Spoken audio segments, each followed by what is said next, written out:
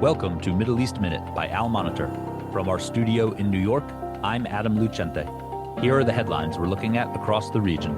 Today is Wednesday, July 15th, 2026. Israel and Lebanon began another round of talks in Rome on Wednesday, following the start of the discussions the day prior. Lebanese President Joseph Aoun said on Wednesday that the framework agreement with Israel, which is the subject of the talks, is already yielding results. Israeli Foreign Minister Gideon Sa'ar told reporters in Tel Aviv on Tuesday that Israel is ready to implement the creation of two so-called pilot zones, where Israeli forces are to withdraw and be replaced by Lebanese forces after Hezbollah's disarmament in said area. President Aoun had demanded Israel start withdrawing from the south before the discussions. The talks are focused on the pilot zones and other parts of the framework agreement the U.S. brokered between the two countries in June, which aims to establish a lasting peace. Hezbollah has rejected the agreement, though fighting between the Iran-backed group and the Israeli military in southern Lebanon has slowed since the deal's announcement. A new round of U.S. strikes against Iran is underway, and the Islamic Republic is escalating its threats against nearby Gulf states. U.S. Central Command said it began a new wave of strikes at around 6 a.m. Eastern Time, aimed at degrading Iran's anti-ship capabilities. CENTCOM said earlier that it had hit dozens of Iranian military targets near the Strait of Hormuz and other coastal areas. Iran's Islamic Revolutionary Guard Corps, IRGC, said it struck the U.S. Navy Fifth Fleet in Bahrain, a U.S. base in Jordan, and U.S. military assets in Kuwait. And all three countries reported they confronted Iranian missiles and drones.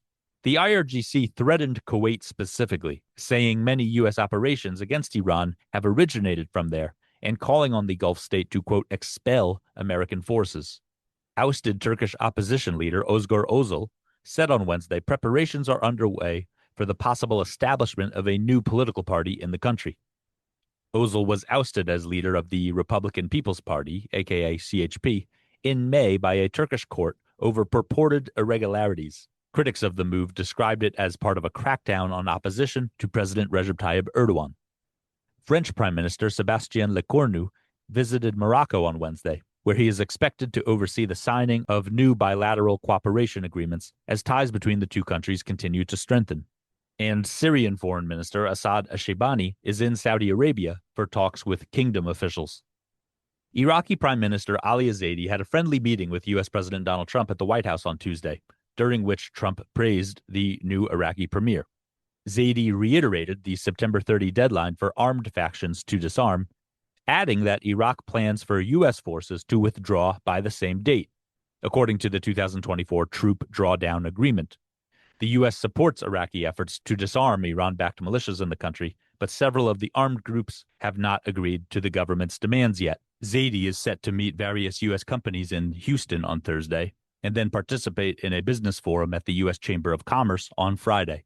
Thanks for listening to Middle East Minute. For the links to these stories and to keep up with headlines from across the region, visit almonitor.com and subscribe to Middle East Minute on Apple, Spotify, or wherever you get your podcasts. Until next time, I'm Adam Lucente.